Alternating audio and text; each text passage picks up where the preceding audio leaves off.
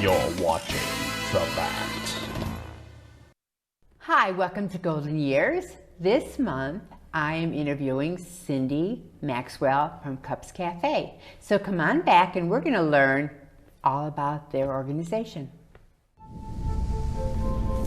After 15 years of smoking, Eva Marie quit. There's a new lung cancer screening that could save her life. You stopped smoking, now start screening. Learn more at savedbythescan.org.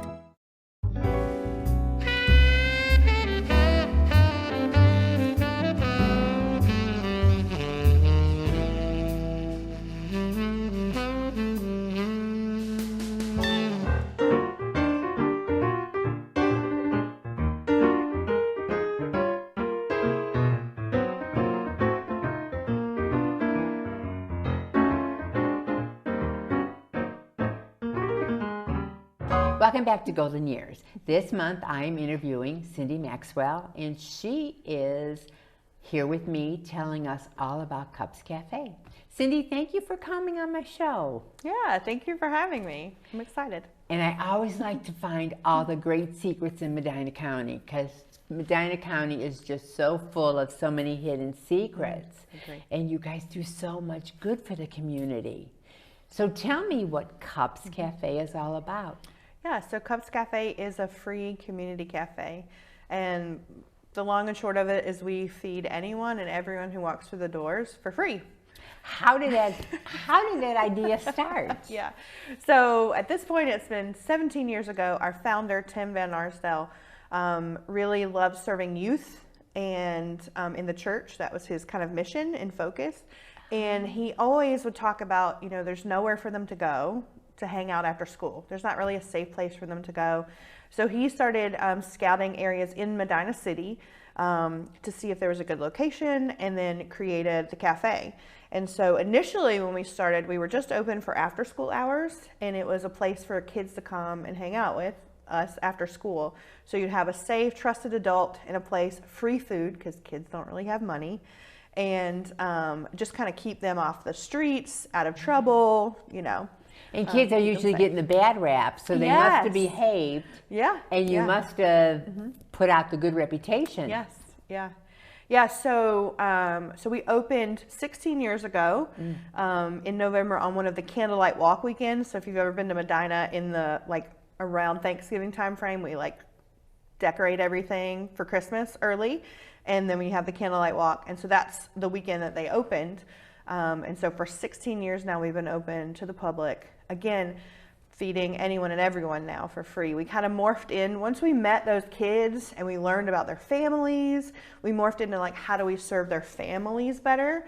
And so we were learning the whole family needs food, the whole families need dinners. So then they started adding dinner nights, and then eventually we expanded our hours to the daytime so that we have a lunchtime service that feeds now anyone and everyone. So okay, everyone and everyone and anyone. Yeah. So I can come up and just walk in. Yes. And yeah, anyone can come in through the doors. So it's not what people would call a soup kitchen. So we're not just there just to feed the quote unquote needy.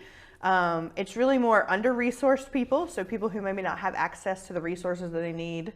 Whereas you could go into different restaurants and get what you need. However, you have the opportunity to come in and sit alongside someone else and share a meal. We take donations. We are 100% donation based. So all of our food and all of our bills get paid through donations.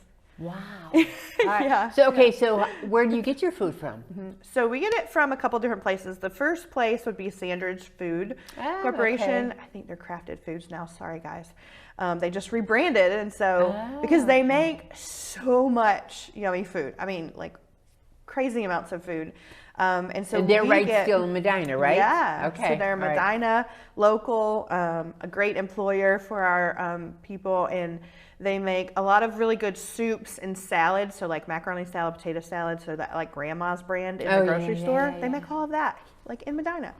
And so we get weekly donations from them of ready-made food, whether that's soup or the salads. And then they also make other things, so spaghetti and beef tips and gravy and things like that. So they donate that to us weekly as a way to give back to the community and help us feed people. So we always have that as a staple. Then we also get donations, depending on the day, from different individuals, whether it's a family, a person who just really likes to cook, or a group of people. So it could be your like group at work, it could be your Bible study group, a women's or men's group from a different organization, and they can come together and make a meal. We are serving between 80 to 100 people every day now. Used to be closer to 60 to 80. We have increased over the last year. And so you're making a lot of food, which is a little bit overwhelming for like one person to consider, but we can make things stretch because we have that food from Sandridge to fill in, to have a salad and a soup and then the hot meal. Okay, so how big is this restaurant? So we could potentially seat, if every seat in the house was full, we could seat 75 total between the front and back. So it's a good size. It's a good size space. We have booths and stools up at a bar, and then the back room is a lot more booths. And then we also have tables and chairs. So we have the ability to seat a fair amount of people. But how it does is it's kind of rotating. And so like we have a group of regulars that are in by 10:30 every morning. And we don't serve different meals. It's whatever's donated that day. Okay. So if today was Sloppy Joe's, at 10:30 you're eating a Sloppy Joe. Like that's, I don't have breakfast food. It's just whatever's on the menu for that day. And our regulars know that, and they're used to it. So, but they come in and they've created this little community and like family type atmosphere. I bet. And so they chit chat and they catch up with each other, and they know when someone's missing. And so I can understand so it's really great. Yeah. And they have this level of ownership. So like if you were to come in, they would be like, oh, hey, come on and sit down. The menu's over here. And they would like tell you about how to navigate the cafe, neat. which is really cool. Yeah, so it's pretty awesome. So who are all the people behind the scene doing all this? Yeah, the work? So I am the executive director. So I'm the only full-time employee. And then I have a part-time cafe and volunteer coordinator, and then I have a very part-time executive financial officer who pays all the bills. Thank you. But he's valuable. Thank you. He is very valuable. Yes, she is so awesome, and she's been with the organization before I even came on, serving on the board. So to have her transition into staff and like continue to serve us that way was pretty awesome. But then everyone else is volunteer. So it takes about 30 to 35 volunteers every week for us to keep running smoothly. Wow. Yeah. How about daily? How many volunteers are there on daily? Let me see, 12-ish. Like it depends on the day and the volunteers. So we have volunteers who can handle larger groups and others who would need an extra pair of hands. And so we have a space for staffing in our 10 to 12 slot for 3 people. But occasionally there are 4 people that come in because somebody might need an extra pair of hands or whatever. So generally 3 people can run the cafe as far as like preparing the food and serving it to the people that come in. And then someone's washing dishes in the back. So it's easy from that perspective. But then you have like people who are bringing us donations. So, in addition to like Sandridge, we get weekly donations from Bueller's. So Bueller's gives us their baked goods. So every Friday we have a volunteer who goes and picks it up and they bring it. And so they make a lot of baked goods. And so we get whatever is too much or left over. And probably about 2/3 of it we give away. So we have a food pantry that's just there for you to come in. If you need food to take home, you can come and shop and take it home. Very good. Because we don't get food from any governmental food bank, there's no paperwork or anything. You could just come in, and so I'm going to take your word that you need this meal today in this fashion, and that you're going to take this stuff home with you. And then sell it. Yeah. Mm-hmm. And then we get other places that donate. So we have lots of area restaurants. If there's something that comes off their menu, if they had a big party and there was a lot of leftovers. So we don't cook anything in-house, meaning we don't take anything from raw form and cook it in-house. We just warm things. So everything we have is usually pre-cooked, or we send it home to somebody to cook it and then bring it back. That keeps our liability low. so that it's almost like if you had a potluck at church, like, yeah, okay, let's say there's that. not any guidelines as far as like, you just want people to be safe. So we do follow the safety rules from the health department to keep everything obviously safe and clean, but there's not like a laundry list of, oh, this is from a home baker, so you can't take it. Like, nope, we can take, you could make an extra batch of cookies and drop it off every day. And it's because we give it away.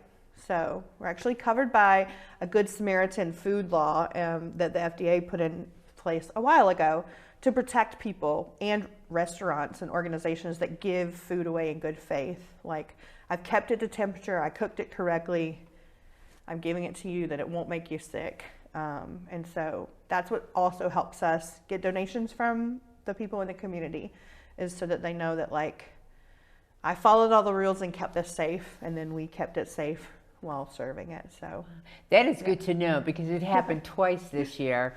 I'm on the hands board, so we had a fundraiser. We had tons of food left over, because you always go over.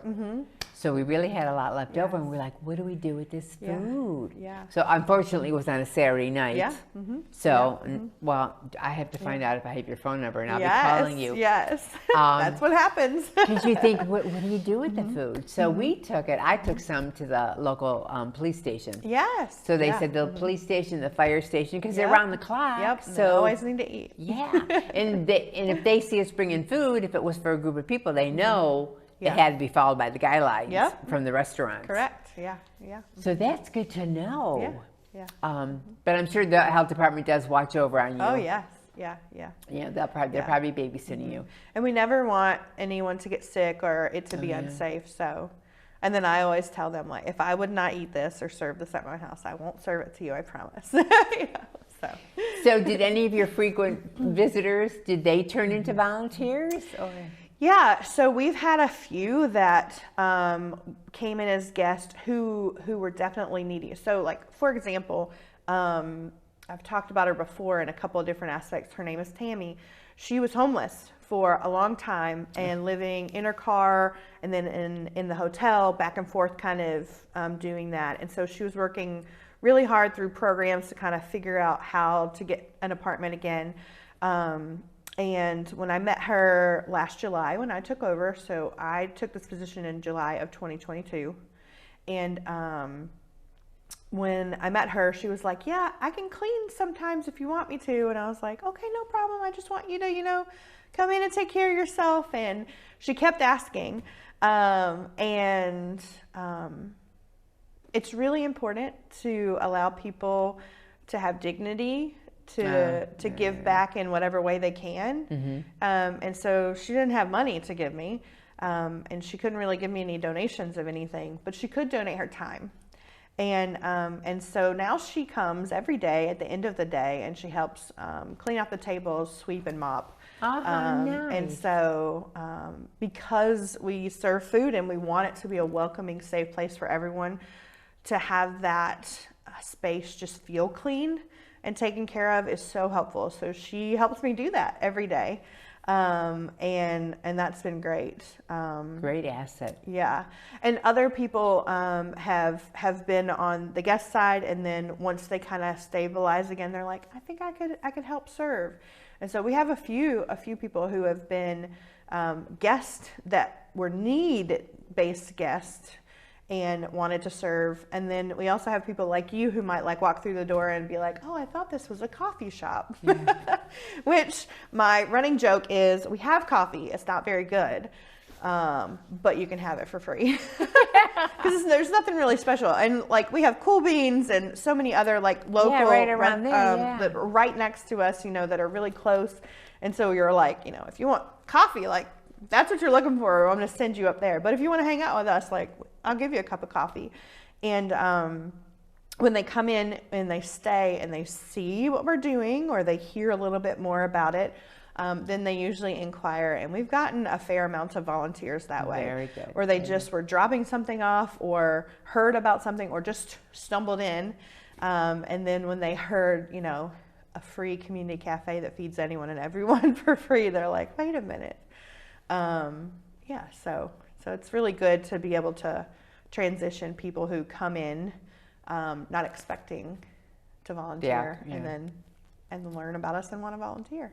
Awesome. Yeah. We're going to take a quick break, and then come on back because we're going to hear more about Cups Cafe. Finding a reputable business shouldn't require luck or chance. But how can you tell who you can trust? Always look for the sign of a better business and find a better business anytime at bbb.org. You're watching The Bat.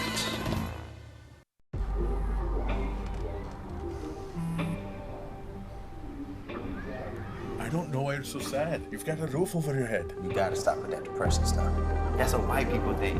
You alright? It just feels like it's coming from everywhere. Do you want to talk about it? You can talk to me if you're feeling sad. Whenever you need to talk, I'm here, okay?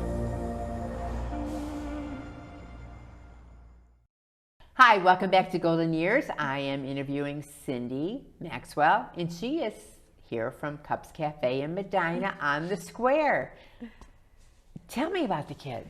Yeah, so now every day at 2 o'clock, we kind of kick the adults out, kindly, but just, hey guys, time for you to go. And again, our regulars, like, they know the routine, so they'll be, All right, well, it's stop. 2 o'clock. Let me ask you this. So when you're saying you're regulars, what are the ages there? They're adults, so they're anywhere from like some young adults to like 19, 20, all the way up to like 70s. Oh, okay. Yeah. Oh, All yeah. right. Okay. It's an eclectic Good group. mix. It's great. Yeah. Yeah. So at 2, we kick them out and we transition over to kids. And so we become after school hangout. So the kids can come in and they start sifting in from the area schools as early as like 2:10. And then another group comes in around 2:30, 2:35, and then they can linger all the way till close, which is at 4. And you let them? Mm-hmm. Yes. We encourage that because we want them to have a space where we have trusted, safe adults where they can come in, and we do really try hard to make sure that the volunteers who serve in that afternoon 2 to 4 time slot are consistent. Consistency is really important with kids because like they might meet you and say, oh, she was pretty cool. But then if you come back 2 months later, like they're going to have very low recognition of like, I think I saw her before, but she doesn't matter. Whereas like Miss Cindy is there every day and it's like, oh, Miss Cindy is here. And, you know, so they learn some behavior issues and how to handle conflict because it has to be a safe place for anyone and everyone to come through the doors, and that includes all kids of all kinds. And so at school, like you only have to get along with people that are in your class long enough to be in the class, and then you can move on. You don't have to be friends with them. And so I always tell them, like, you don't have to be friends, but you have to still be in this space together. So you have to figure out how to deal with that. So did you ever have to deal with any issues? Oh, goodness. On a pretty frequent basis, yeah. Because these are adolescents, you know, you know, some of our oldest kids, we have some juniors and seniors who come in. They're usually coming in to grab a bite to eat before they go to work because a lot of them have jobs that they'll go to or extracurricular activities. So they'll come and grab a bite to eat before they head off. And then we have a fair amount of 9th and 10th graders, but the bulk of our older kids are middle schoolers. So 6th through 8th graders. And those are some formative years, which is why it's really important for them to be around some safe, trusted adults that they can learn how to communicate with.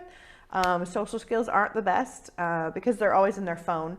And so to have a conversation with a person who's sitting at the same level with them and talking with them, who's asking them about their day, we try really hard to make sure we try to remember things. So if you mentioned like you had a play tryout or there was basketball tryouts, like I'm going to be like, hey, how'd the tryout go? So that again, you have another adult who's invested in them as a human being. And so we are a faith-based organization. So we do talk about God a fair amount with any of our guests. We ask them if they're connected to a local church. If they're not and they want to be, we'll give them resources so they can be connected to a local church. And with the kids, you know, we bring that up. So like language is an issue. They can't cuss in the building. like, you know, Okay. my joke No is bullying? like, yeah, no bullying. I'm like, you're gonna make my ears bleed, and so they're like, I'm sorry, Miss Cindy. Like, that's good. Like, guys, That's come good. on, like, sensitive ears. And then we've had some kids who don't believe, who are, you know, complete non-believers. Maybe have never even been in a church. We have scripture, the music. We always have music playing in the building, but it's Christian music only. That's okay. That's it. And so there's a running theme, because our hope above anything is that they would end up knowing that there's a God that is in control of them and that loves and cares for them. And watches over them. And watches over them. And so we get to live that out. We get to live the gospel out every day by feeding people and giving them resources. Yeah. And that helps me personally with my faith, because I have to be pretty open-handed, because he is literally providing everything, because we are 100% donations. So, and the collaboration you have in the county, which is phenomenal. So we get to hang out with the kids every day and just see them, and we try to help them make good choices and good decisions. You know, and then we also let the elementary school kids in. So I call them the littles.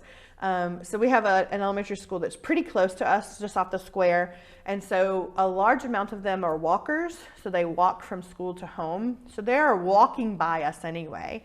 So they get to come in. They are restricted to the front of our building. The back room has like a pool table and a foosball table, and it's fun. Okay. But that's for the teenagers. So the littles have to stay up front, but they get to eat, and they sit at the bar, and they chat with each other, and they tell you about their day or how stressful they are. And a third grader stress is pretty hilarious. So I bet. But really those fun. Third graders, though, how do they? Are the parents involved? How do they get there? No, usually the parents they're walkers, so they're walking home. So don't the parents know where their kids are? They know that they're at Cups. Yeah. Okay. They do, and here's why I know that. So it's funny though. So last year when I took over, we used to just cater to teenagers. There's a lot more activity necessary when you involve elementary school. And so we went back and forth. We made a decision to give it a shot, because a lot of our teenagers are the older siblings or cousins, and they have to leave and take charge and go home and be in charge. And so they were losing like a half an hour of just time to be a kid. Yeah. And it's really important, because there's not a lot of that for them. And so I was like, if your sibling was here up front, could you stay until 4? And they're like, yeah, I think my mom would let me. And so a lot of them would call their parents. And so then when the word got out, then other elementary school kids would say, I'm going to stop at Cups with Cindy, and I'll be home. You know, they're open until 4, and then we'll be home. And so then for the first few months of last school year, I got a few phone calls. I'm looking for Lori. Is she there? Yep, she's here. Okay, I'm just making sure, because she said she was stopping there, and then I didn't know. And then I got some visits from some parents, because they hadn't been into the cafe, so they didn't really know. Like, my kid keeps coming and saying she's going to this place. I don't know what it is. And so they come in and inquire. It's almost like if kids go to the library. So we are a public place just like that. So I'm not taking responsibility for them when they walk through the door and be like, oh, Cindy's here today. Check off. Like, I could tell you most of the time who's in there, because I've learned their names. But yeah, so last year we averaged between 30 and 40 in the after school time frame. This year we're averaging between 60 and 70. So we have a homework room. We have tutors that will private tutor kids for free, because there's really great retired teachers who like to keep giving back. Wow, that's awesome. And so they come in. I have one that tutors a couple of girls 3 times a week. So we have a room downstairs that's set up just for homework and tutoring. We call it our life lab. So they can learn and invest in their time for their future, and they can excel. So that's awesome. Life. So wow. Yeah. It's the place to go to. It is. It's fun. Well, do you have any fundraisers? I mean, if it's all donations, you have to give money somewhere. Yes, absolutely. So the easiest way is if you follow us on Facebook. So just put in Cups Cafe Medina, pop up, you can follow us. And so we always post any upcoming events on that. And then there's a place to go for donations. And then our website is just cupscafe.org. And then there's a place where you can see our Amazon wish list, which if you don't want to give just a financial donation, if you want to buy us something specifically that we need, we have a cafe wish list, and then we call it the basement wish list. And so the cafe wish list is much more geared towards like coffee creamers, sugar, Kool-Aid, tea. You need it because all. it's the stuff that we use on a regular basis. Yeah. And then we also do things like laundry soap and like bath and body stuff, because last year we put in a shower and a washer dryer, because those adults that we take care of during the day, there's a fair amount of them that are homeless. And so they needed that's amazing. that resource, which doesn't exist in Medina yet. So, how many people are on your board? We have 6 on our board right now. And so they're local business people and just people who have been living in Medina County with their families, interacting and serving on a range of variety of things. And so they help us make those decisions. So I'm in charge of like the operational daily decisions. And then when there's big decisions to make, like the basement, for example, when we wanted to create that homework space and we're finishing renovating another part of the basement, they have to help make those decisions and make those connections with area businesses who are like, oh, I know how to drywall. Oh, I'm a plumber. I can do this. Kind of you got some 6 active people on that board. That is awesome, Cindy. Yeah, this it's is really like great. Phenomenal. It's awesome. Thanks. Okay, are you involved in the Ice Festival that comes up very shortly? Yes. It's anytime there's a major event going on the Medina Square, because we are just off it. So we're 126 North Court Street on Medina. So we're literally like 3 buildings down from the square. Okay. And so if you're standing at the light and you turn and you look to the right, we're the red building just a few doors down from the public bathrooms, where the fountain is. Okay, You know, so we're really close by and within walking distance. So the Ice Festival is one of the events that we love being a part of. I think it's like the 17th through the 19th. It's always when President's Day is. So the kids don't have school on Friday or Monday.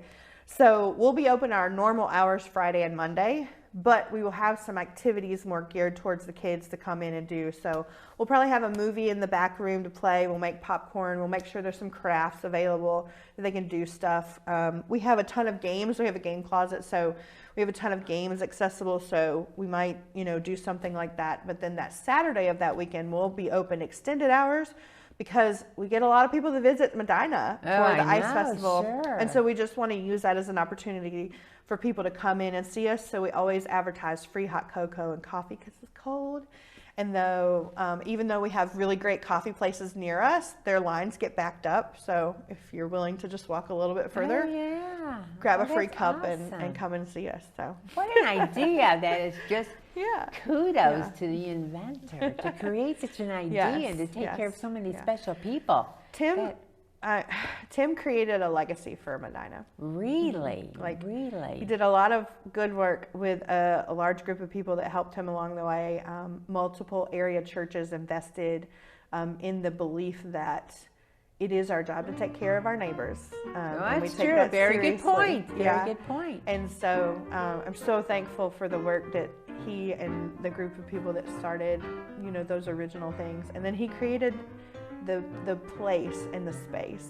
Awesome. So, all right. Thank you for watching us this month, and we'll see you next month.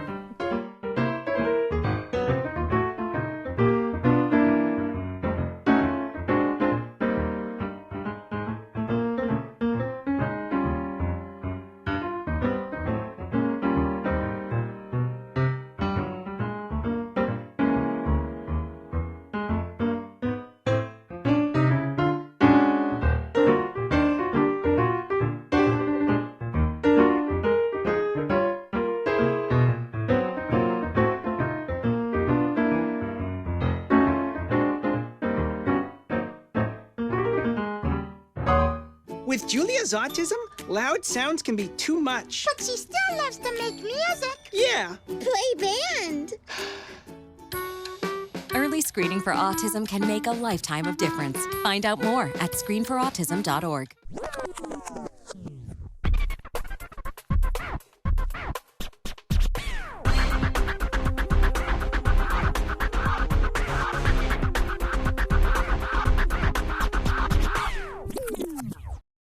There are almost 6 million military and veteran caregivers across the nation. One of the most important elements of caregiving is taking care of yourself. Visit aarp.org/caregiving for a free military veterans guide to navigate your caregiving journey.